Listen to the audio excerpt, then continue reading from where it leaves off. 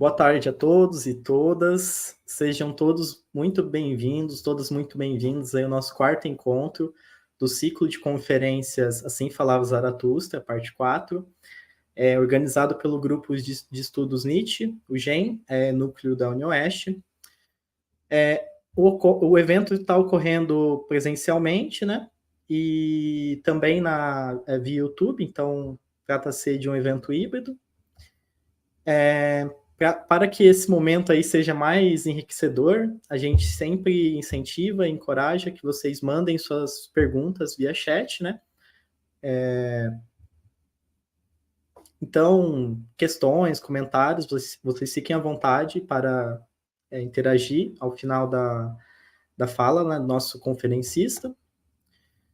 Também é importante lembrar que no final da fala do nosso conferencista, o formulário da presença ele será disponibilizado pelo chat do YouTube. Então, não fiquem preocupados, o link será disponibilizado ao final da fala. E também é importante ressaltar que para ter direito ao certificado é preciso um total de 60% de presença, né? Para receber, então, o certificado.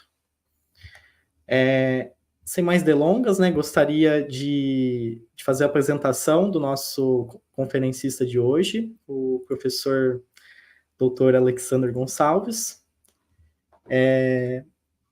Professor Alexander, ele é professor dos cursos de graduação e pós-graduação em filosofia da Universidade Estadual do Norte do Paraná, da UEMP, campus Jacarezinho. Também é mestre em filosofia pela UniOeste, doutor em filosofia pela USP e também realizou o pós-doutorado pela Universidade del Salento em Lecce, na Itália. É membro do GEM Nacional e da UniOeste, é membro do GEPFES, Grupo de Estudos em Filosofia, Educação e Sociedade da UEMP, e também é professor colaborador do Programa de Pós-Graduação em Filosofia da Universidade Estadual de Maringá, e atual coordenador do curso de Filosofia da UEMP, além de também ter escrito vários artigos e capítulos de livros sobre Nietzsche. Então, para mim, gostaria de deixar registrado, né, que para mim é uma honra estar fazendo a apresentação do nosso colega e amigo, professor Alexander. Deixo, então, a fala aí, ótima apresentação, espero que todas aproveitem aí esse momento. Bom, eu gostaria primeiramente de agradecer essa gentil apresentação do Cassiano, meu amigo e colega do grupo, né? Gostaria também de agradecer a todos os meus colegas aí da UniOeste, que estão mobilizados aí, né, para fazer para fazer com que essa apresentação aconteça, estão aí por trás, nos bastidores. E queria também agradecer a todos os colegas aqui presentes, né, os espectadores. Bom, eu fiquei incumbido de dar a continuidade, né, a esse ciclo de conferências sobre a quarta parte do Zaratustra, que vem acontecendo já há algumas semanas, alguns meses, aliás. Então, eu vou... o objetivo da minha fala, vamos dizer assim, o objeto da minha fala, ele está circunscrito entre o 13º e o 16º parágrafo da quarta parte de Assim Falava Zaratustra. Mas eu gostaria de fazer eu gostaria de fazer um exercício de contextualização, né, retomando algumas coisas que já foram ditas, antes de tomar aqui, né, o meu próprio objeto de trabalho. Tá? Eu gostaria de começar essa retomada a partir mesmo da polêmica em torno do quarto livro de Zaratustra. Nós sabemos, né, que este quarto livro, num primeiro momento, ele foi concebido pelo Nietzsche, né, como uma continuidade dos três textos anteriores, das três partes anteriores. No entanto, em um momento posterior, o Nietzsche nega, né, reiteradamente, a ideia de que esse texto se constituía como uma parte, como uma sequência das três primeiras partes. Bom, em que medida nós teríamos elementos aqui no quarto livro do Zaratustra para entender esse livro como uma continuidade? Em que medida nós teríamos elementos para entender o quarto livro como uma totalidade em si, tá? E aí, ainda que ainda que traga o mesmo protagonista e ainda que traga mesmos objetivos, mas que se constituísse como algo separado, né? Em que medida nós poderíamos pensar? Eu vejo grandes dificuldades para pensar as duas coisas, né? Primeiro, por esse dado histórico de que o próprio Nietzsche pensou primeiramente nesse texto como continuidade, mas posteriormente que ele tenha pensado esse texto como uma totalidade em si. Isso já é um dado que nos deixa bastante inseguros, né?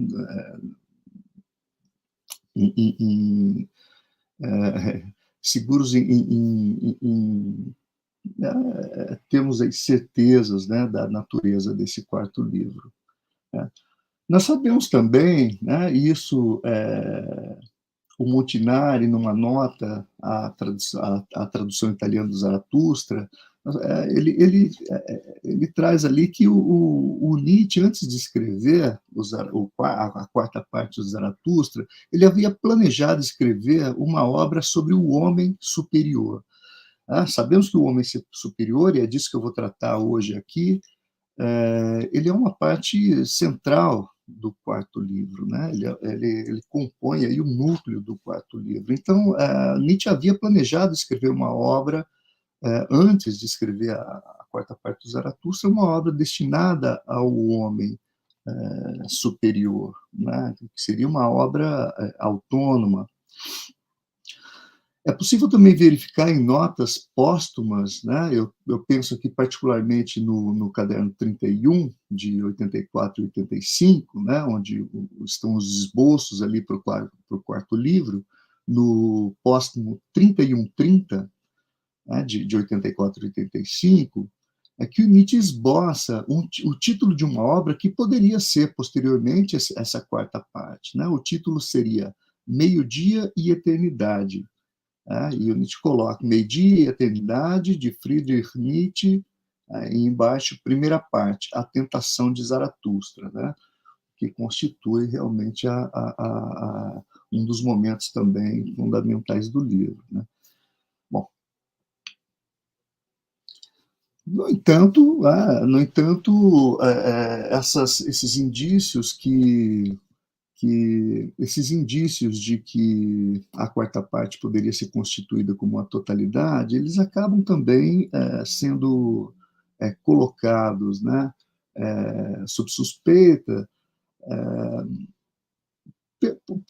pela própria estrutura como a obra se desenvolve, né? Por quê?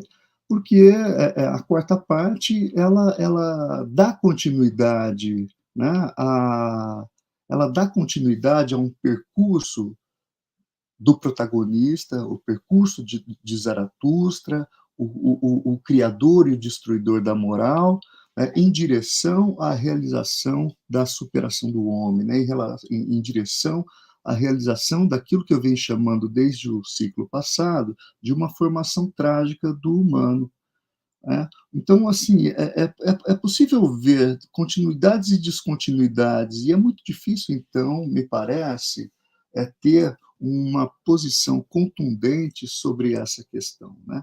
Sobre a questão de o livro 4 estar ou não na condição de uma sequência, ou estar ou não na condição de uma totalidade isolada.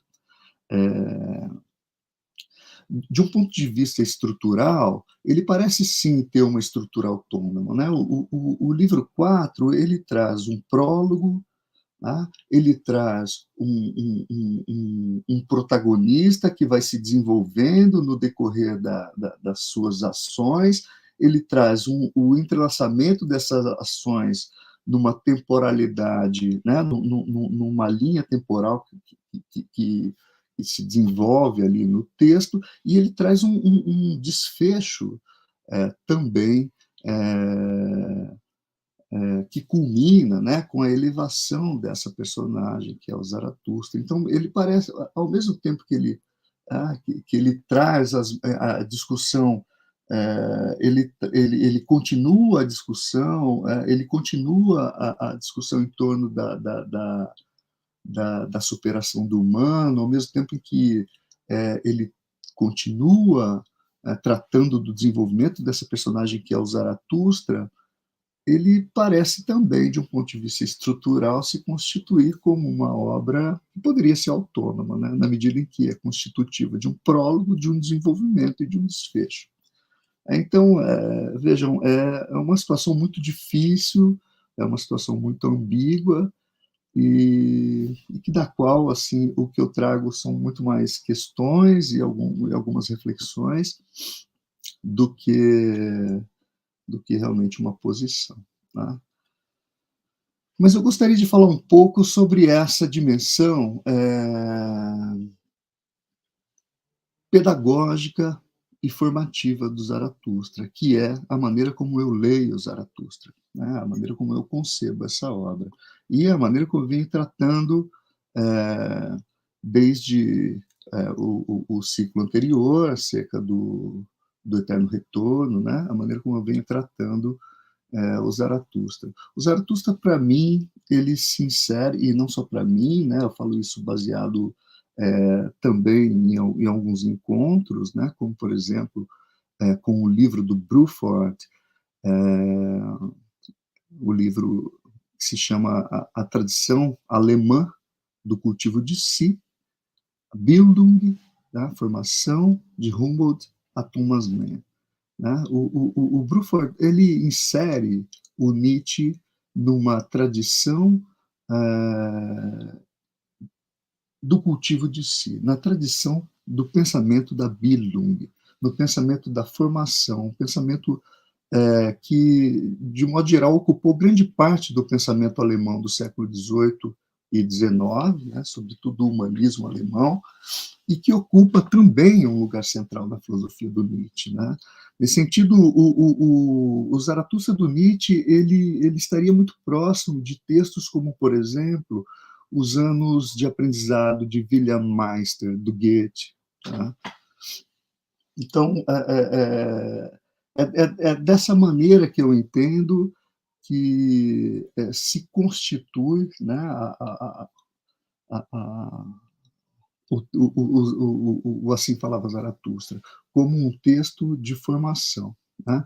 Como um texto que tem de natureza política e pedagógica também. Né? No entanto, essa formação que o Zaratustra traz, como eu já venho identificando, ela não é uma formação ilustrada, uma formação erudita, não é uma formação moderna, longe disso, né?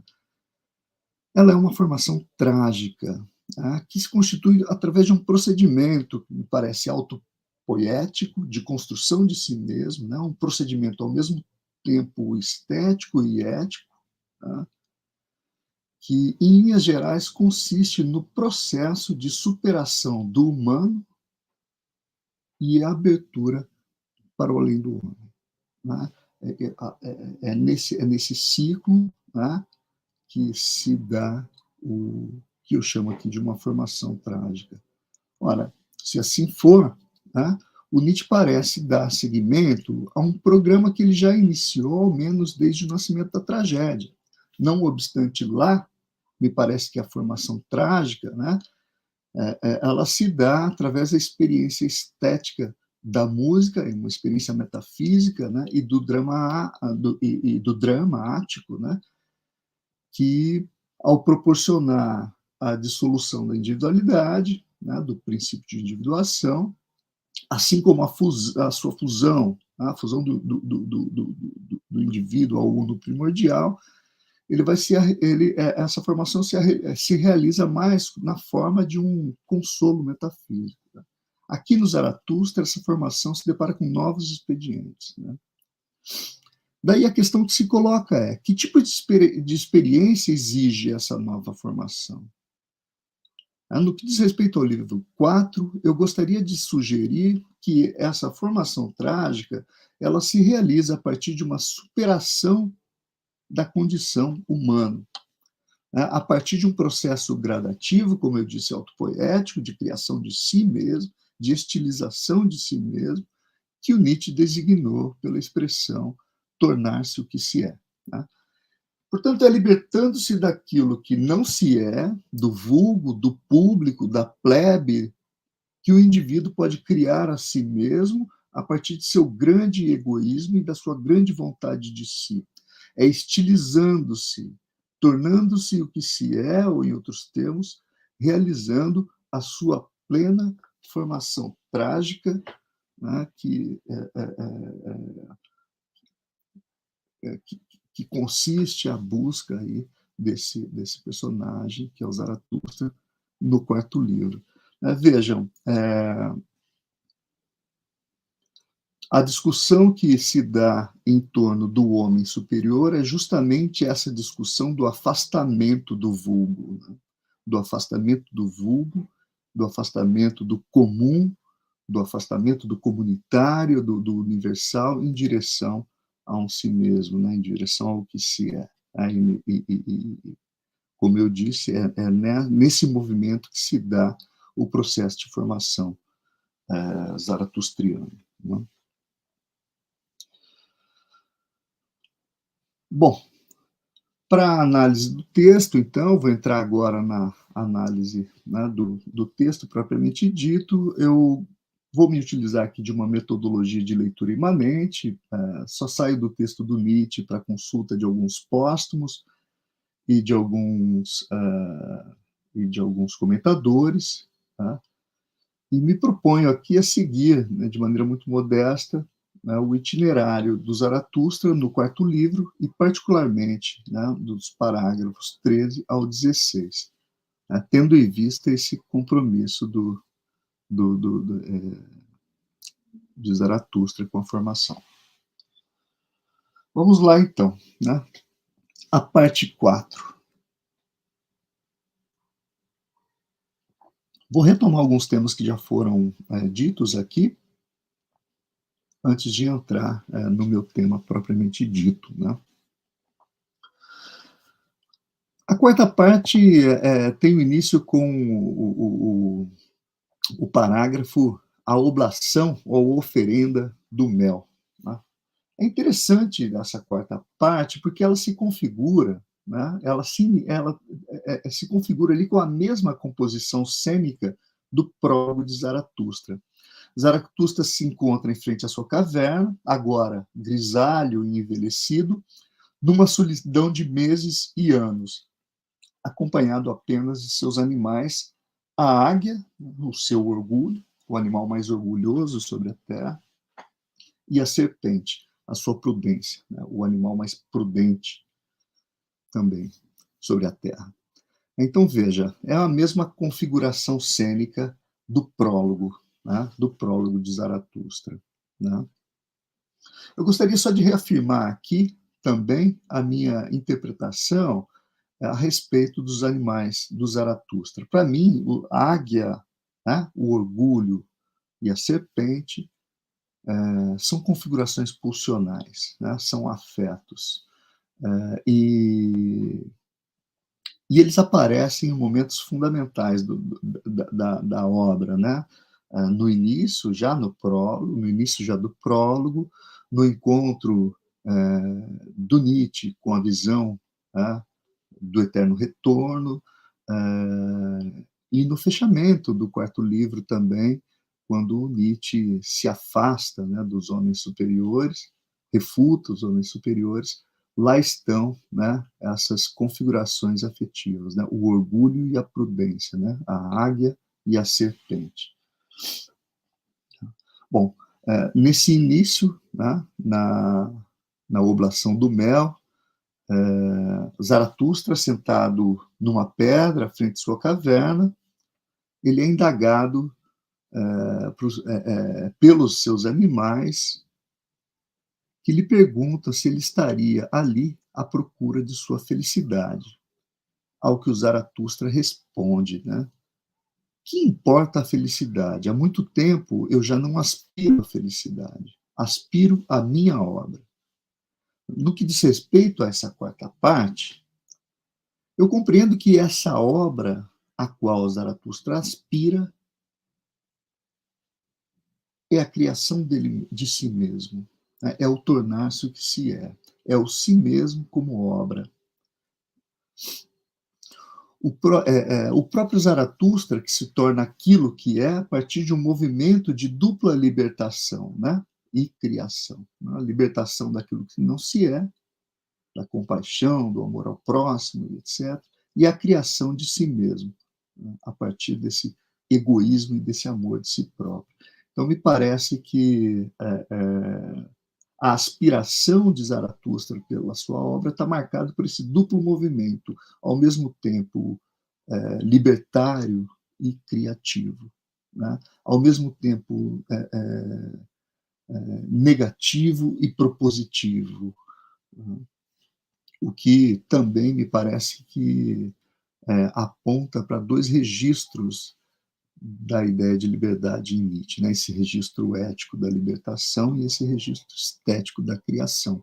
É, é, é, é nessa dinâmica entre essas duas formas de liberdade que me parece ocorrer o processo de superação de si, de constituição, de superação do humano, desculpa, né? E de constituição do além do homem.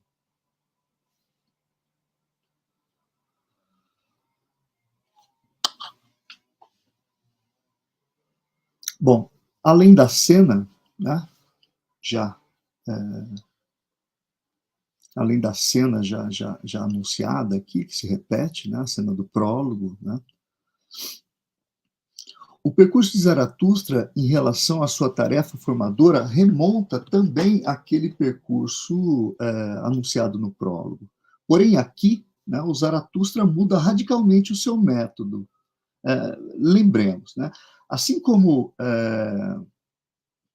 em A Oblação do Mel, no prólogo, o Zaratustra também se encontrava enfastiado pelo seu mel, pela sua sapiência, né? Como a abelha que acumulou demasiado mel, diz o Zaratustra. No entanto, enquanto no prólogo Zaratustra decide tornar-se novamente homem, né? Enquanto no prólogo Zaratustra declina aos homens, desce a sua montanha, ansioso por repartir o seu mel, e ansioso também por mãos que se estendam a ele. Agora, aqui no quarto livro, Zaratustra não quer mais declinar ao homem. Tá? Ele já não quer repartir o seu mel. E ele também não anseia mais por mãos que estendam a ele. Ele quer esbanjar o seu mel. Ele quer usar esse mel como isca para fisgar os homens peixes que anseiam por elevação, que anseiam por essa formação. E Zaratustra diz: abre-te, ó abismo humano, né, em A Oblação do Mel, abre-te e atira-me os teus peixes e caranguejos luzidios. É com meu melhor engodo que hoje atraio em mim os mais estranhos peixes humanos. Agora, o Zaratustra não quer mais, portanto, descer, tornar-se homem novamente, mas ele quer, com o seu mel, fisgar os homens e elevá-los, né, elevá-los até ele, né? Ele não quer mais descer a montanha, mas aconselhado pelos seus animais, o Zaratustra agora ele sobe a montanha. Então, veja, nós temos uma grande semelhança entre o prólogo e esse parágrafo de abertura do quarto livro, que é a Oblação do Mel. No entanto, o sentido é radicalmente diferente. Se no prólogo o sentido é o declínio, na Oblação do Mel o sentido é a ascendência, né? É ascendente. Zaratustra quer subir a montanha, e ao subir essa montanha, ele quer elevar também aqueles que forem fisgados pelo seu mel. Bom, é nesse percurso ascendente que o Zaratustra vai encontrar todos os demais personagens que constituem, né, essa quarta parte. Primeiramente, o adivinho, que o tentará com seu último pecado, a compaixão, né, que é ele que faz com que Zaratustra ouça o grito de socorro e que vá atrás do homem superior, né, inicia a sua jornada em busca do homem superior.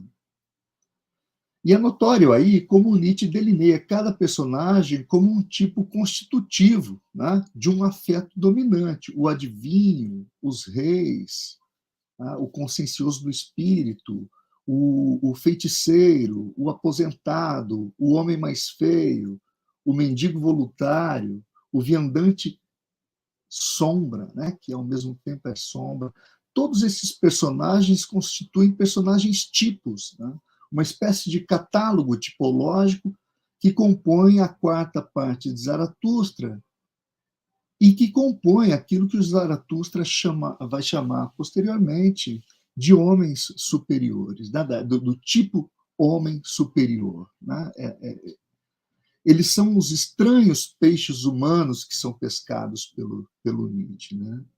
Uma variedade de formas de vida humanas, de vida humana, tá? Mas ainda humana, que o Zaratustra, então, irá pescar com o seu mel. Porém, nós sabemos que esses tipos humanos que o Zaratustra pesca nesse seu percurso ascendente, né, em sua montanha, eles não são simplesmente homens, mas são estranhos peixes humanos. São o que o Zaratustra chama de tipos superiores. São homens que, sofrendo do homem, tá? Sofrendo do homem em si, anseiam por serem fisgados e elevados. São homens que, embora não tenham superado ainda o humano, que é demasiado humano em si, embora estejam constituídos de afetos humanos e demasiadamente humanos, eles têm asco pelo homem, eles têm nojo do homem, eles desprezam os homens, eles desprezam a praça pública, eles já não suportam viver entre os humanos como um igual e anseia por elevação, né? Anseia por tornar-se o que se é. São eles os não adaptados, os mal-sucedidos entre os homens. Né? São estes, portanto, os homens que serão fisgados pelo mel de Zaratustra e que constituirão, né, a partir de agora, a partir do 13º parágrafo, tá, o do homem superior, constituirão ali uma pequena comunidade de hóspedes que convivem ali na caverna do Zaratustra, com o Zaratustra. Né? São esses homens que se elevaram através dessa isca do Zaratustra. Então, veja, né? O Zaratustra não quer mais se dirigir a todos os homens, Zaratustra quer se dirigir apenas àqueles que, porventura, queiram chegar até ele, né? E que sejam atraídos pela sua isca. Né? Já não é mais o homem que interessa Zaratustra, mas sim o homem superior, esse homem que despreza o homem, né? Esse homem que tem asco do homem. Como eu disse,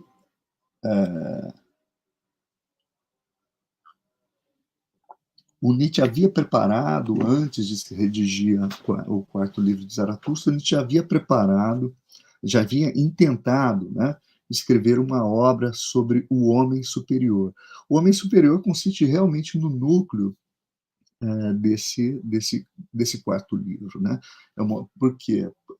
Porque é o momento de ascendência da montanha, o momento de convívio na montanha e depois o momento de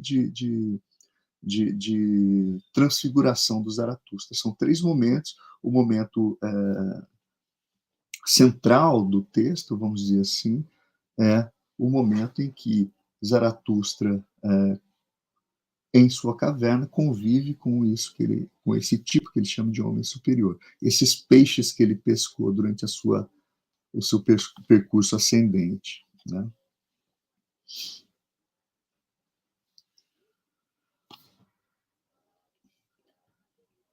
Portanto, o tema do homem superior ele indica uma virada no texto, né? Até então, o Zaratustra saiu de sua caverna e, em seu percurso, encontrou esses homens. Agora, ele, de volta à sua caverna, né?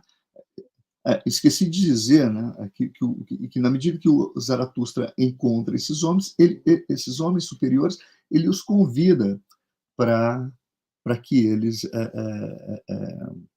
sejam hóspedes de Zaratustra em sua caverna, né? Então, o parágrafo dedicado ao homem superior, ele indica uma virada do texto. O Zaratustra agora, né, após o grande meio-dia, ele resolve voltar para sua caverna e conviver com esses homens peixes que ele pescou durante a tarde e a noite. Tá? Isso é um momento de virada no texto.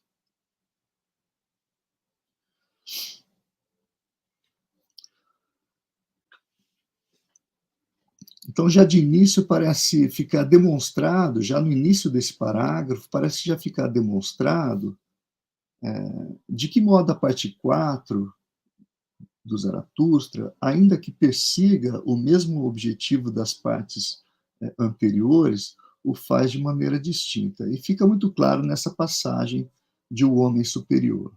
Tá? Cito Nietzsche. Quando fui pela primeira vez ao encontro dos homens, cometi a loucura própria dos anacoretas, a grande loucura. Coloquei-me na praça pública e, ao falar a todos, não falei a ninguém. À tardinha, porém, os meus companheiros eram saltimbancos e cadáveres, e eu próprio era quase um cadáver. Né? Fim de citação. Aqui Zaratustra faz uma autocrítica, né, em relação ao erro que ele cometeu na primeira vez em que ele decidiu repartir o seu mel. Né? O erro da praça pública. Né? Bom, nessa passagem, Nietzsche recoloca aqui o tema um dos temas centrais da sua crítica da linguagem, né? Indicando os limites da linguagem, bem como a sua superação. A superação de um comunicar enquanto um anseio por tornar comum e vulgar. Por se encontrar no registro universal, me parece, aqui, a linguagem ordinária que Zaratustra utilizou para falar com todos não pôde comunicar a sua idiosincrasia. Tá? Ela não pode comunicar, essa linguagem da praça pública, ela não pode comunicar o que se é, mas apenas o que é vulgo, o que é comum, o que é universal. Tá? Ao falar a todos, Zaratustra não fala a ninguém. Zaratustra agora ele quer se libertar da praça pública e, portanto, é necessário também se libertar dessa linguagem ordinária e estabelecer outros vínculos comunicacionais. No entanto, agora, né, o Nietzsche anseia não por todos, né, aqui Nietzsche e Zaratustra, mas por amigos, peixes humanos que serão fisgados pelo seu mel. Eu gostaria de remeter essa questão da linguagem e essa questão da linguagem enquanto um processo seletivo ao Etiomo, né? Sobretudo porque escrevo livros tão bons. O Nietzsche parece ali ter, na noção de estilo, a sua principal isca, assim como Zaratustra tem no seu mel. O Nietzsche coloca ali o estilo como a sua principal isca, né? O estilo aparece, então, como um princípio ético e estético seletivo. A arte do estilo de Nietzsche visa a comunicação com um leitor que não é o leitor universal, mas o leitor singularizado. Assim como o Zaratustra busca, então, né, os seus peixes homens com o seu mel, engodo, o Nietzsche busca com a sua arte do estilo também o seu leitor, né? Aquele que o sinta por ser capaz de sentimentos semelhantes. Cito o Etiomo porque escrevo livros tão bons, parágrafo 4. Pressupondo que haja ouvidos, que haja pessoas que sejam capazes e dignas de um patos semelhante, que não faltam aqueles a quem possa comunicar. Fim de citação. Então, tal como Zaratustra exigirá de seus homens superiores, Nietzsche também exige de um certo crescimento do seu leitor. Tá? Assim como o Zaratustra exige a elevação do homem superior até ele, o Nietzsche também exige do seu leitor uma elevação até ele. Tá? Um leitor que, por ter certa afinidade com ele, também pode ser o seu aprendiz. Veja como é semelhante aqui a discussão com o Zaratustra. Né? Em Etiomo, ainda em Porque Escrevo Livros Tão Bons, o Nietzsche escreve: mas quem, pela elevação do seu querer, tiver afinidades comigo, experimenta ao ler-me verdadeiros êxtases de aprendizagem. Né? Parece realmente que aqui Zaratustra, que aqui está Zaratustra falando, né, para os seus homens peixes. Né? Ou ainda, numa outra passagem do mesmo parágrafo, o Nietzsche escreve: quando imagino a figura de um leitor perfeito, surge-me sempre um monstro de coragem e de curiosidade, que além disso é também algo de maleável, astuto e previdente. Um aventureiro e descobridor nato. Enfim, não saberia dizer melhor a quem, no fundo, me dirijo exclusivamente do que o disse Zaratustra. A quem, unicamente, quer ele contar o seu enigma? Fim de citação. Bom, tais são as virtudes que Nietzsche espera encontrar em seu leitor, virtudes muito parecidas com as virtudes que Zaratustra procura no seu interlocutor, né, nos homens superiores. Mas mais do que isso, essas virtudes são a condição para a sua comunicação, né, a comunicação do Nietzsche, né, em Etiomo, mas também do Zaratustra. A arte do estilo de Nietzsche, nesse sentido, não deseja se comunicar com o homem do seu tempo, não espera encontrar o seu leitor entre os modernos, mas leitores que nascerão póstumamente. E cito Nietzsche novamente, né, Etiomo, porque escrevo livros tão bons, cito: entretanto, meu Zaratustra, por exemplo, ainda anda à procura de homens assim. Ai, e terá de procurar ainda durante muito tempo. É preciso ser digno dele para ouvir. Fim de citação. Né? Com a sua arte do estilo, Nietzsche pretende, portanto, estabelecer um critério seletivo dos seus leitores, né? A fim de fisgá-los, tal como Zaratustra, com o seu mel, pretende selecionar os seus convidados, os seus hóspedes, os seus homens, dentre os homens, os seus homens superiores. Né? Todos os convidados de Zaratustra, né, durante o seu percurso, disseram que queriam se elevar até ele, queriam, né, tinham uma disposição a se elevar até ele, tinha a disposição de procurá-lo. Todos eles queriam Zaratustra, desejavam Zaratustra, buscavam ser fisgados por ele. Bom, retornando ao texto, tá? Esse primeiro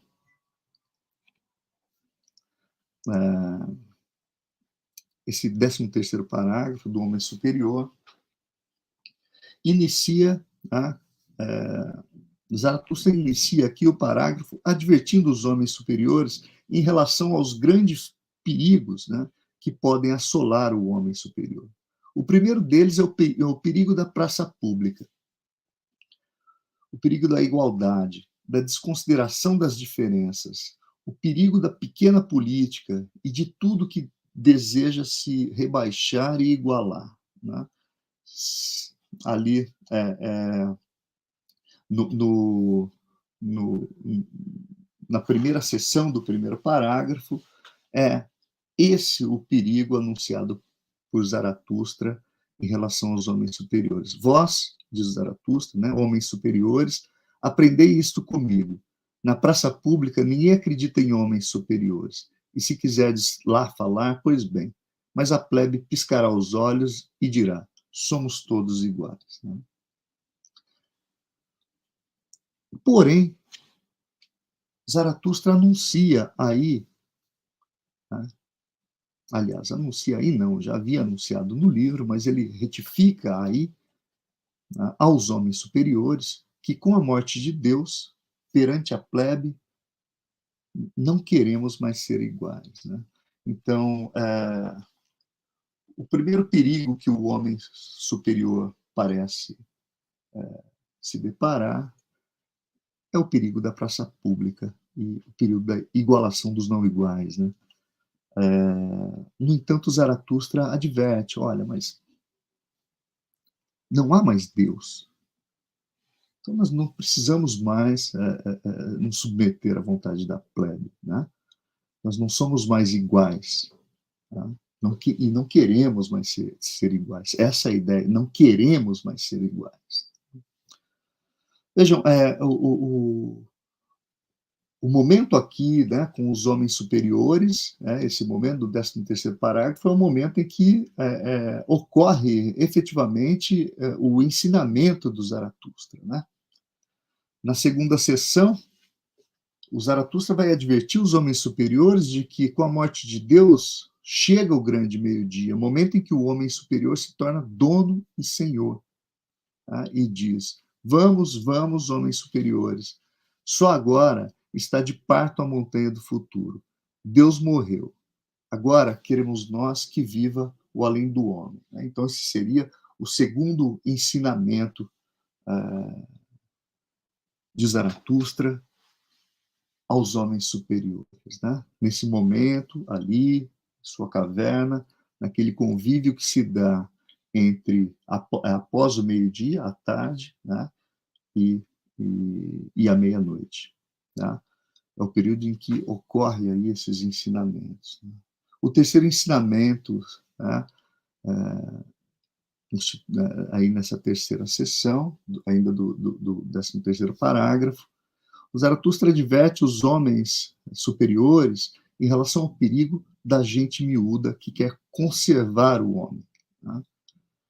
Contra a ideia de conservação, Zaratustra ensina a ideia de superação. Né? E isso até gostaria depois de ouvir o Wilson, se isso não seria até não conteria aqui a ideia, né, do Nietzsche contra o Darwin, né, da ideia de superação contra a ideia de conservação. Tá? A superação das virtudes medianas e da felicidade da maioria é aquilo que Zaratustra pretende ensinar, portanto, aos homens que já não se desejam conservar. Né? O quarto ensinamento, Zaratustra vai afirmar aqui que a maior virtude é a coragem para dominar o medo do abismo que se abre a todo aquele que quer atravessar a ponte. E Zaratustra pergunta, tendes coragem, ó meus irmãos? Né? Então veja, a saída da praça pública, a morte de Deus, né? O ensinamento do meio-dia, mas também a coragem para atravessar a ponte. É preciso ter coragem para atravessar a ponte. Tendes coragem, ó meus irmãos? Né? Na quinta sessão, Zaratustra apresenta o mal como a melhor energia do homem, né? O mal como uma potência de vida numa sociedade fundada sobre o recalcamento dos instintos vitais em nome dos bons costumes. O mal, me parece, ser uma energia, uma potência, uma vitalidade do humano, né?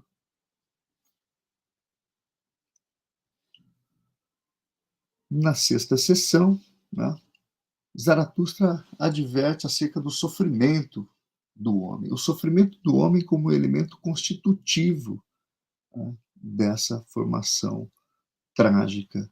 É necessário dizer sim ao sofrimento, né? Superação exige sofrimento. Superação exige dor, exige morte, exige desconforto, né? Esse seria o sexto ensinamento aqui que Zaratustra profere aos homens superiores. Na sétima sessão, Zaratustra apresenta a ideia de que toda experiência e sapiência acumulada pode ser utilizada para a constituição de si. Aí ele diz, pode trabalhar para mim, né? Portanto, é necessário que esse homem superior não despreze a sua própria vivência, né? A sua própria sapiência acumulada no seu processo de constituição de si mesmo. Em seguida, Zaratustra ensina que a virtude importante para tornar-se o que se é ser honesto consigo mesmo, não querer nada além da sua capacidade, dizer sim a si mesmo. Esse seria o oitavo ensinamento de Zaratustra aos homens superiores. Na seção 9, Zaratustra adverte que é preciso ter desconfiança em relação aos homens de hoje, né? Aos homens atuais, em relação à plebe, mas também em relação aos eruditos. Estes, segundo Zaratustra, odeiam os homens superiores, né? Então vamos vendo, né, de que forma esse momento, né, na caverna se constitui numa série de ensinamentos que o Zaratustra vai fazendo, vai dirigindo aos homens superiores. Né? Na 10ª sessão, Zaratustra adverte-os que o caminho para a superação do homem, é um caminho que deve ser trilhado apenas por si próprio. A formação, ela não é universal, ela é singular, ela não é vulgar, ela é idiosincrática. Essa advertência o Nietzsche já traz desde sua terceira extemporânea. O caminho que o aprendiz deve fazer para chegar a si mesmo é um caminho único e só dele, que só ele vai trilhar, né? Que ele trilha sozinho. Né? Portanto, mais uma vez, é necessário o afastamento da plebe, o afastamento do comum, o afastamento da praça pública. O 11º ensinamento aqui, né, na sessão 11ª sessão, o Zaratustra adverte os homens superiores acerca do trabalho da criação como sendo, portanto, um trabalho solitário, né, em continuidade com o 10º parágrafo, com a 10ª sessão. O trabalho do Criador, e sobretudo do Criador de si mesmo, é um trabalho absolutamente solitário. Né? Uma trilha trilhada apenas por si mesmo. Né? Assim como o que é criado por esse Criador, né, por esses homens superiores, devem ser criados também para si e não para o próximo. É um supremo egoísmo que deve orientar a criação e não o altruísmo. Né? Deve-se esquecer os conselhos do próximo. Sobretudo, né, a criação, ela é de si mesmo, ela deve ser. Todas as criações humanas, todas as criações superiores, elas precisam ser criações solitárias, criações de si, para si, movidas por um supremo egoísmo. Na 12ª sessão, né, eu vou passando mais rápido, né, a criação, segundo Zaratustra, exige também o sofrimento do parto, a dor. Diz Zaratustra, quem vai parir está doente e quem já pariu está impuro. Na 13ª sessão, Zaratustra sugere, né, aconselha aos homens superiores não desejar o que não se é possível, o que também pode indicar aqui, né, uma ideia de aceitação de si mesmo, né, de aceitação de si próprio, de não querer ser outro. No 14º, né, fala sobre a inocência do jogo e o valor de ser mal sucedido no lance, o valor de ser falho, né, o valor de ser falho para a formação e para a superação. No 15º, Zaratustra aponta aos seus convidados que é a boa disposição o que importa no processo de superação e formação. Não é uma essência elevada. É nessa boa disposição para se superar, que Zaratustra diz está o futuro do homem. Uma disposição, sobretudo, de rir de si próprio. O tema do riso, a partir daqui, ele se torna fundamental, pois essa formação, né, que aqui eu chamo de trágica, essa superação do homem exige o riso de si próprio no processo de destruição e criação de si, né, nesse ciclo de destruição e de criação de si. Na 12ª sessão, já está acabando, são 20 sessões, né, mas eu vou tentar condensar mais. Na 16ª sessão, o ensinamento, né, do Zaratustra ainda persiste sobre o tema do riso. Para a plebe, para o cristão, o riso é um pecado. Ele sempre foi, o cristianismo sempre valorizou, né, o choro e o ranger de dentes, essa é a citação do próprio texto. Ele não diz o cristianismo, mas diz aquele homem, né, valorizou o choro e o ranger de dentes em detrimento do riso. Sabemos que, em outros textos, Nietzsche trata o ressentimento como um afeto constitutivo do cristianismo. O principal afeto do cristianismo é o ressentimento. E, certamente, o homem ressentido, ele não tolera o riso, né? Ele não tolera a alegria e ele não tolera uma gaia ciência. Né? Bom, as sessões 17, 18 e 19, ainda do homem superior, o Zaratustra ainda permanece, né, no tema do riso, no riso de si contra a má consciência e contra o pensamento pesado da plebe. O Zaratustra diz: todas as coisas boas se riem, né, riem de si mesmo. Mas aqui, além do riso, Zaratustra também sugere que os homens superiores tenham pés leves e dancem. Rir de si e dançar sobre a vida é o caminho para a superação do humano. Né? É o caminho para a elevação. Porque é o caminho destrutivo e criativo. Né? O riso, o riso ele destrói as verdades. E a dança, me parece que ela cria uma nova possibilidade de existência. É a criação de uma nova possibilidade de existência, de uma possibilidade leve, alegre. Né? E é dessa forma que se supera o homem.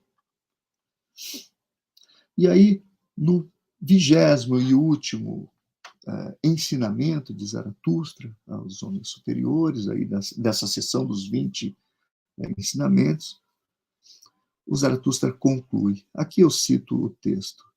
Ó homens superiores, o que há de pior em vós é não terdes todos aprendido a dançar como se deve dançar, a dançar passando por cima de vós próprios. Que importa que tivesseis falhado? Quanta coisa é ainda possível? Aprendei, pois, a rir, passando por cima de vós próprios. Erguei ao alto os vossos corações, bons dançarinos, mais alto ainda. E não vos esqueçais, tampouco, do bom riso. Esta coroa de quem se ri, esta coroa de rosas, é a vós, meus irmãos, que eu atiro esta coroa. Proclamei santo o riso. Ó homens superiores, aprendei-me a rir.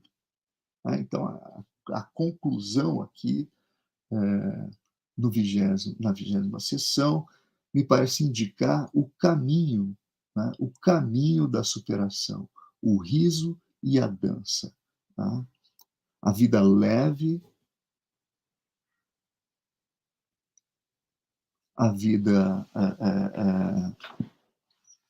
destituída, né, do peso da moralidade, a vida destituída do comum e do vulgar da praça pública, né, e imbuída aqui do riso e da dança. Né. Esse, me parece, para o Zaratustra o caminho da superação, o ensino do caminho da superação. Bom, o 14º parágrafo se intitula O Canto da Melancolia. Após o Zaratustra pronunciar esses ensinamentos, esses conselhos, né, aos seus convidados, ele sai de sua caverna para tomar um ar puro, diz ele, né? Sai, se distancia dos seus convidados e vai ao encontro dos seus animais. Mas ele mal sai da sua caverna e o feiticeiro, um dos homens superiores, pede a permissão para entoar um canto melancólico, sugerido pelo espírito maligno que habita esse feiticeiro, e todos aqueles espíritos livres, acorrentados e órfãos de Deus, pois este morreu e não nasceu ainda outro Deus. O espírito maligno sugere que o canto melancólico quer aparecer nu, pois o crepúsculo anuncia a noite até para as coisas melhores, até para os homens superiores. Né? O espírito da melancolia vespertina parece indicar o desespero diante da noite, o desespero da profundidade noturna, o mergulho nas trevas, do caminhar sem luz, o desespero da morte que se anuncia até as coisas melhores. A morte das verdades, o crepúsculo dos ídolos, o crepúsculo do homem, a superação do homem. Os versos da canção melancólica entoada pelo feiticeiro narram as aparições e as experiências iluminadas do dia, mas em seguida anuncia a noite que se aproxima e com ela o ocaso dos deuses e da verdade, o ocaso do homem. E diante dessa constatação, ele se sente melancólico, ele se sente triste, né? Ele se sente triste pelo que ele perdeu. Me parece que no momento em que Zaratustra sai da caverna, esse espírito maligno volta e tenta novamente os seus convidados em relação a esse medo, né, esse medo da noite que se aproxima. Porque ali, no momento em que o ator, no momento em que o feiticeiro entoa essa canção, é o momento em que chega o crepúsculo. Há ali, diante desse crepúsculo, que é um crepúsculo, como eu disse, dos ídolos, das verdades do homem, um sentimento de melancolia, um certo medo em relação à noite que se aproxima. Bom, o parágrafo 15º, intitulado Da Ciência, após o canto do feiticeiro, todos na caverna parecem ter sido tocados pela sua melancolia, tá? Pela sua melancolia em relação à despedida do dia e o medo em relação à noite profunda que se aproxima. Tá? No entanto, apenas um dos homens superiores ali não é tocado por essa canção, e é justamente o homem das sanguessugas, tá? O consciencioso do espírito. Ele não foi tocado, tá? Pela canção do feiticeiro, porque ele é justamente o homem da ciência, o homem das verdades científicas. Então ele toma a lira do feiticeiro, do ator, e grita, né? Ar, deixar entrar ar puro, deixar entrar Zaratustra. Numa passagem significativa, o consciencioso adverte o ator. Né? Então ele se dirige para o ator e diz: alicia-nos, falso e refinado como és, para ambições e selvas desconhecidas. E ai de vós, quando aqueles que tu fazem grande caso da verdade. Desculpa. E ai de vós, quando aqueles como tu fazem grande caso da verdade. Ai de todos os espíritos livres que não se acautelam com semelhantes enfeitiçadores. A sua liberdade está perdida. O teu ensinamento consiste em atraí-los de volta para as prisões. Né? Então, o consciencioso do espírito chama a atenção do ator, dizendo que ele está está enfeitiçando todos a voltarem para a prisão da qual eles haviam se libertado na presença de Zaratustra. Né? E, em seguida, o consciencioso, que representa aqui a ciência, né, se diz elogiado ao se distinguir do feiticeiro. Né? É a própria distinção da ciência frente, né, à arte, à feitiçaria, à magia. Né? Dirigindo-se aos enfeitiçados pelo canto melancólico, aos homens superiores que foram tocados pelo canto do feiticeiro, o homem da ciência, o consciencioso do espírito, adverte-os. Cito aqui: ó almas livres, para onde foi vossa liberdade? Somos diferentes, portanto, também são diferentes as nossas buscas. O que vim buscar cá em cima, diz o consciencioso do espírito ao feiticeiro, não é o mesmo que tu. Né? Bom, ele diz, né, contra o feiticeiro, diz o homem da ciência, o consciencioso, que ele procura também, mas ele procura com mais segurança, ao passo que o feiticeiro procura com mais insegurança. Enquanto agrada ao feiticeiro e aos enfeitiçados viverem com animais ferozes em labirintos, florestas, desfiladeiros, ao consciencioso do espírito, isso tudo mete medo. A superação da animalidade no homem, né, é um produto do medo. A ciência é um produto do medo, diz o consciencioso do espírito. Né? Até a minha ciência é um produto do medo, do receio diante da insegurança do não saber, da não verdade. O impulso à verdade é um impulso covarde e medroso. O afeto principal do homem, para o homem da ciência, é o medo.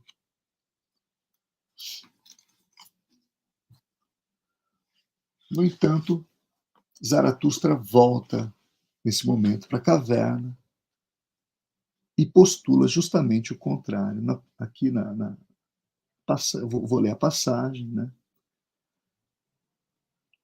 Ele diz: pois o temor é, em nós, não regra, mas exceção. A coragem, porém, a aventura e o gosto pelo que é incerto, pelo que ainda não ousou. A coragem, pois, parece-me ser toda a pré-história do homem. Ele invejou aos animais mais ferozes e mais corajosos todas as suas virtudes e apropriou-se delas. Foi só assim que se tornou o homem. Essa coragem finalmente refinada, espiritualizada, intelectualizada, essa coragem humana como asas de águia e prudência de serpente, é o que hoje parece-me a mim. É o que hoje parece-me a mim se chama, e aí todos gritam, Zaratustra. Tá? Fim de citação. Tá? Bom, há então aí um antagonismo entre a verdade postulada pelo feiticeiro e a verdade postulada pelo homem da ciência. Tá? No entanto, me parece que Zaratustra aqui parece que ele propõe uma superação de ambas essas verdades. Né? Que esses homens, embora superiores, ainda são homens porque eles ainda estão presos a essas verdades. Né? Bom, após Zaratustra voltar, então, à caverna, o espírito maligno sai e o humor volta à caverna de Zaratustra. Zaratustra sentiu novamente, mas, no entanto, Zaratustra sentiu novamente aí vontade de sair da caverna e se juntar aos seus animais. Né? Preparando-se para sair da caverna, no entanto, e aí nós entramos já no 16º e último parágrafo que eu analiso aqui, entre as filhas do deserto. No entanto, quando ele se prepara para sair de sua caverna, ele escuta alguém gritar. Né? Esse parágrafo, portanto, ele se inicia com um dos convidados pedindo para que Zaratustra não vá embora. Era o viandante Sombra, que temeroso de que a aflição melancólica voltasse, pede para que Zaratustra não os deixe. Né? E esse viandante narrou, né, de que modo a canção melancólica do feiticeiro tocou até mesmo o velho Papa, os reis também foram tocados pelo canto melancólico, pelo jogo maligno das lamúrias, diz o viandante, e pelo grito de socorro nele contido. Né? Então, quando Zaratustra ameaça de sair de sua caverna de novo, o viandante pede para ele, não vá. Né? Veja como o canto do feiticeiro tocou a todos aqui, inclusive aos reis. Né? Como essa ladainha melancólica, esse jogo maligno das lamúrias, e o grito de socorro nele contido tentou a todos nós aqui.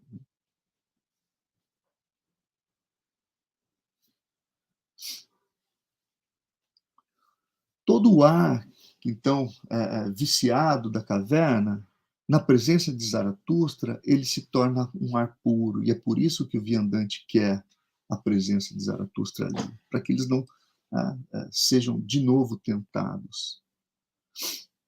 No entanto, este também parece recair em sua verdade, né? O próprio viandante, recair numa verdade própria e pede para entoar um canto durante a sobremesa.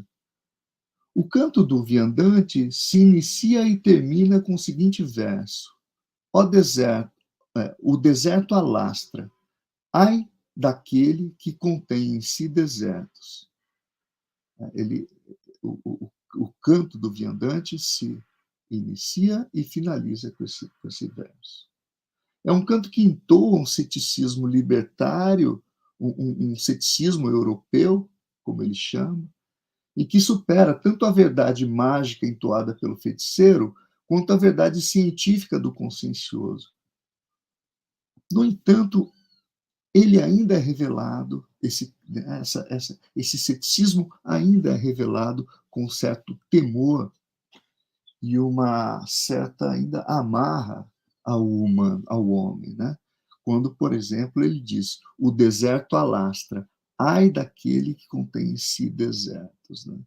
Então, o viandante ele se sobrepõe, talvez ele solapa as verdades anteriores, mas ele ainda não consegue criar, né? Ele ainda vive, após solapar todas as verdades, em um deserto que se alastra, e ai daquele que contém em si desertos, né? Talvez aqui eu sugeriria que ele se aproxima muito da figura do leão, né? Na primeira parte do Zaratustra, na figura do leão que, embora tenha potência para solapar, né? Para dizer não e solapar as verdades, ele ainda não tem potência para dizer o sim criativo.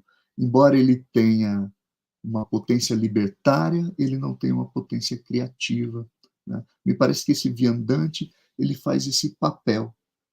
O deserto alastra, ai daqueles que contêm em si desertos, né? Esse é o tom desse último cântico que eu analiso aqui no 16º parágrafo, e a guisa de conclusão, né, eu continuo. A partir de os homens superiores, o Nietzsche parece mudar a direção do texto. Se inicia pela manhã, quando Zaratustra sai em busca do grito de socorro e a captura dos homens superiores. Desculpa, pessoal. Se no início, pela manhã, Zaratustra sai em busca do grito de socorro e a captura dos homens superiores, a partir deste parágrafo, dos homens superiores, já se inicia o processo de ensinamento e de formação desses homens, que agora são os hóspedes de Zaratustra em sua caverna. Zaratustra, num primeiro momento, adverte-os sobre os perigos destinados aos homens superiores, mas também orienta esses homens em direção à superação do homem.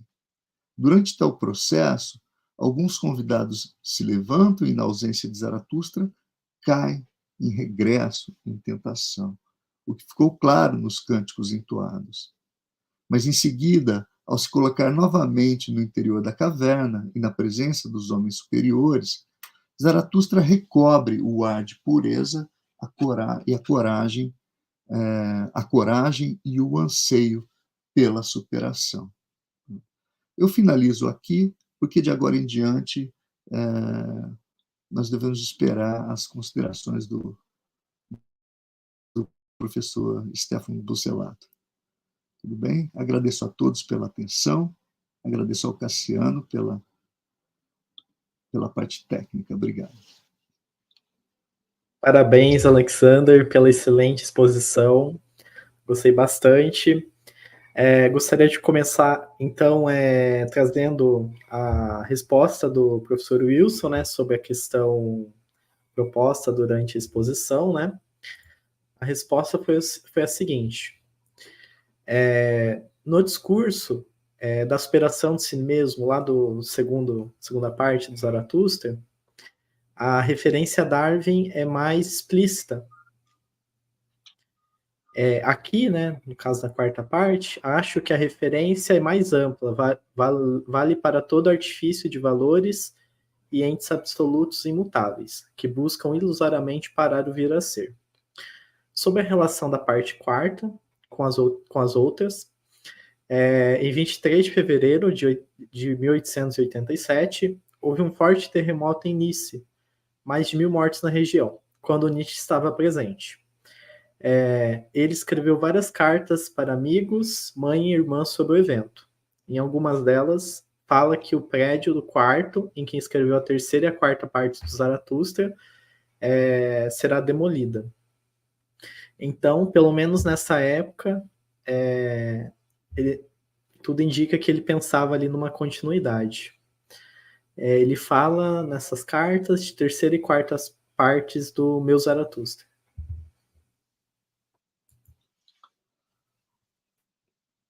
Sim, eu acho que sim, acho que tem momentos que ele pensa claramente, né, em continuidade, mas tem momentos que isso não fica tão claro, né, tanto que isso não é feito por ele em vida, né. Então, tudo isso nos coloca, assim, bastante insegurança em relação a termos uma resposta contundente, né, acerca desse problema. Eu acho, assim, realmente que eu acho que em alguns momentos tá muito claro, né, que se trata de uma continuidade, eh, mas eu não sei ainda a natureza dessa continuidade, se é a continuidade, da mesma obra ou se é uma segunda obra que continua a primeira, entende? Então essas coisas ficam um pouco porque assim, ela tem veja, todo o processo das 3 primeiras partes, ela está condensada na última.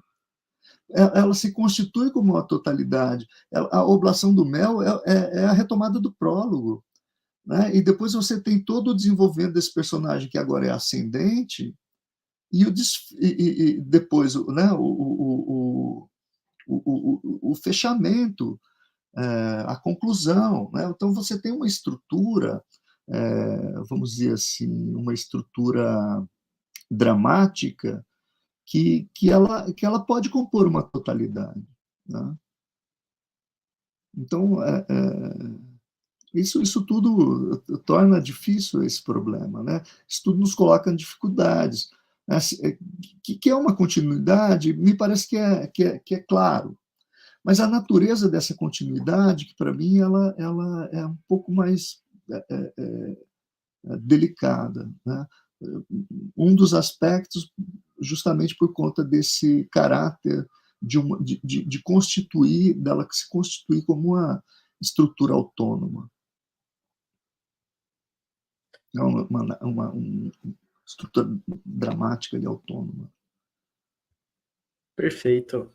Pessoal, novamente, né, gostaria de encorajá-los a enviar perguntas, comentários, né, para a gente aproveitar mais esse momento aí, à disposição do professor Alexander. Nós temos aqui algumas perguntas já. Eu vou projetar na tela. Tivemos, primeiramente, a pergunta do Lucas. Ele parabeniza, né, a exposição.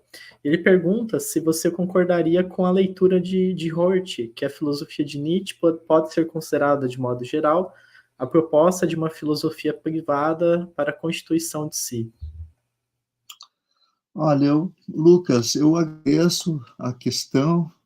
Eu realmente não conheço a leitura do Hort. Eu li muito pouco assim sobre o que o Hort escreveu sobre o Nietzsche, mais em relação aos aspectos pragmáticos da filosofia do Nietzsche. Então, eu não tenho muita segurança para te responder isso, né? Eu não sei de onde o Hort está partindo para emitir, né, essa interpretação, né? Então, peço desculpas. Dando continuidade, temos a pergunta do Kleberton. Seria o riso e a alegria o estado de ânimo, de leveza, que cria ou nos faz experimentar o instante imenso, através do qual se diz sim ao eterno retorno, o maior dos pesos? Eu acho que sim, mas não só isso, né? Me parece que o riso tem um aspecto também do não, né? De, de você rir da seriedade, de você rir das verdades absolutas, de você rir das construções estáticas, de você rir das entidades metafísicas, de você rir de tudo que é fixo, né, de toda ilusão de fixidez, né? Então, assim, eu acho que o riso ele tem também esse aspecto libertário, né? Mas me parece também que ele está em momentos, né? Por exemplo, quando o Zaratustra quando o Zaratustra, né, no final, né, dando um spoiler já assim, no final, o Zaratustra ele está, vamos dizer assim, ele inicia a sua manhã de posse de si mesmo, né, e que é distância mesmo dos homens superiores. O leão que se aproxima dele ri, né, um leão sorridente. Então, o riso também aparece em momentos assim afirmativos, né? Eu acho que sim, o Cleberton. Desculpa, eu acho que eu não agradeci a questão. Eu acho que sim, mas eu acho que ele também está presente no não, né, nesse não libertário, né? Aproveitando o momento, eu também gostaria de fazer uma pergunta, assim, bem em tom de curiosidade, sobre as filhas do deserto. Como que você interpreta essas filhas do deserto? Porque me pareceu que o Andarilho tava elogiando, né, a aura ali, o ar que o Zaratustra emana ali, só que ele compara esse ar bom com esse ar que ele sentiu ali com essas filhas do deserto. Como que você interpreta, né? Ele faz uma menção ao Oriente, né, em contraponto com a Uhum. Europa, né? Mas como que você interpreta essas filhas do deserto? Eu confesso para você que foi um dos pontos mais difíceis também para mim, né, de compreender essas figuras das filhas do deserto, né? Para mim, o deserto, eu não sei, num primeiro momento eu entendi o deserto como a impossibilidade de qualquer coisa, como assim como o deserto do ceticismo, onde nada se constrói. E as filhas desse deserto soam agradáveis para o viandante, né? Elas são, a companhia delas é prazerosa, elas dançam,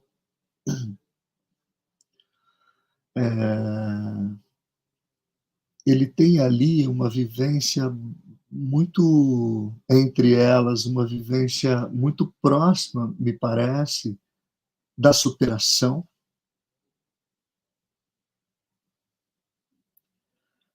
Mas quando ele diz, ai daqueles que possuem desertos em si, né? Ai daqueles que me parece que ele recai, sabe? Ele não consegue dar o último passo, assim. Não sei se Complementando a pergunta, é que essa parte do deserto me parece assim que tem alguma relação com a questão, com a figura do abismo também, né? Que é aquela ideia sim, assim da encarar o abismo, né? Encarar o sim, deserto, né? Mas assim, o que me chamou a atenção foi essa questão, assim, essa sutileza que ele teve em trazer essa questão assim do tipo feminino, né? uhum, Nesse contexto, faz uma espécie de elogio, né? Ao passo que nos momentos ali dos homens superiores também ele acaba expressando, né, de forma meio um pouco pejorativa, né, essa questão feminina, e aqui nas Filhas do Deserto ele traz em forma de elogio, né? Então sim, sim, parecem ambos tipos femininos ali, só que um afirmativo e outro mais negativo, né? sim, sim. O Wilson ele trouxe uma sugestão, né? Que não seriam miragens de desejos não realizados? Pois é uma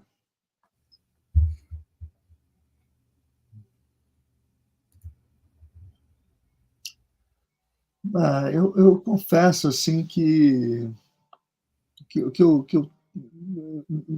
não sei, Wilson. Eu acho que eu prefiro pensar essa companhia das filhas do deserto como se fossem os frutos colhidos após assim você se libertar de suas verdades, né? Após o crepúsculo dos ídolos, né? Eu prefiro pensar que esse prazer, esse convívio, essa leveza e essa dança, ela anuncia quase uma superação. É como se ela quase anunciasse o, o, o além do homem, mas ele ainda não dá o passo, ele teme ainda atravessar essa última barreira, assim, né? Ele ainda teme assim esse sentimento de liberdade, esse deserto que habita nele, né? Ele ainda e aí, Cassiano, eu acho que ele não se libertou do deserto e ele ainda não se deparou com o abismo, sabe? Mas eu acho que de um ponto, acho que a interpretação psicanalítica do Wilson também é bastante interessante, né? Sim. Eu Os particularmente perfis organizados, né? eu me inclino a concordar assim com essa ideia, né, de que embora passe assim, a impressão de que é um e depois, né, de tudo isso, né, tem as filhas do deserto, mas ele não dá esse salto, né? Parece mais É, também uma ele ideia de vacila, ele mantém o processo, né, como se estivesse no processo ainda e ele não vacila. Ele se libertou tanto da verdade, das formas de verdade apresentadas nos dois convidados anteriores, né? Aquela verdade do feiticeiro e a verdade da ciência. Ele se libertou dela e constituiu um deserto em si. Mas ele teme esse deserto. Ele pôde, ele pôde, ele pôde colher alguns frutos dessas, né, desse seu ceticismo, mas ele ainda teme esse deserto que habita nele, ele ainda teme essa ausência de verdade. Ai daqueles, né, que tenham desertos em si, né? Assim, ele vacila, ele não diz sim ainda, né? Ele ainda tem medo, né, de dar o passo, né? Me parece que, assim, eu interpretaria por aí. o que fica assim aberto é essa questão, né? Porque ele repete, né? Dá essa ênfase à Europa e também É, contraposição com o Oriente, né? Talvez reparar, né? Um pouco mais é, calma, né? é, No é. período, se ele estava fazendo alguma leitura ali mais oriental mesmo, né? Porque pode ser, Com né? Pode certeza, sugerir uma pode chave sugerir ali de leitura, né? Da de leitura. época, né? Que ele Aham. estava gostando, né? Com Bom, certeza. mas continuando, temos a pergunta do Newton. O Newton Amuskivar. Gostaria de perguntar sobre a coroa de rosas no final dos Homens Superiores. Ela é uma paródia a Cristo e referência a Napoleão, segundo Zittel? Qual é o significado da coroa e suas referências, né? Como que se interpretem? Eu acho que essa sua sugestão, Newton, é bem interessante, né? De uma. Não mesmo uma paródia, acho que não uma paródia, mas uma figura antagônica, né? A figura da coroa de espinhos, né? Uma coroa de rosas talvez simbolizasse, né? Essa libertação do peso, né? Essa libertação do peso que a coroa de espinhos traz, né? Achei interessante a sua proposta, né? Em relação em relação à interpretação do Zittel, também eu não conheço, também eu fico um pouco receoso de tratar, né, essa referência ao Napoleão. Ah, enfim, mas eu achei interessante a ideia da coroa de rosas como uma contra, né, uma figura contrária à coroa dos espinhos, enquanto a coroa dos espinhos anuncia ali o todo o peso do humano nas costas de um homem, né? Porque lembremos que Cristo morre para livrar os homens do pecado, então ele assume todo o peso do humano, né, sobre as suas costas. E é isso que me parece que essa coroa simboliza, essa coroa de espinhos, né, que, que o Cristo carrega. Me parece que aí você tem né, uma coroa, uma coroa de rosas, de flores vivas, né? Primeiro, não são só os espinhos, não são os espinhos, mas são as próprias rosas, né? Há aí uma metáfora de superação bastante interessante, né? Não são os espinhos mais, mas são as rosas agora que, que devem coroar esse homem que não quer mais carregar o peso dos homens, que quer a distância dos homens, que são homens superiores, né? Que ascenderam a uma elevação acima dos homens e que tem asco e nojo dos homens. Esse homem, esse espírito livre, né? Podemos talvez chamá-lo aqui, ele não quer mais o peso, ele não quer mais o espinho, ele quer a rosa. Ele quer a leveza, ele quer a vida, né? Acho que você foi bastante sutil, Newton, em trazer aqui essa comparação. Eu concordo com você, sim. E eu acho que daria para a gente continuar explorando essas metáforas mais tempo. Obrigado, viu, Newton?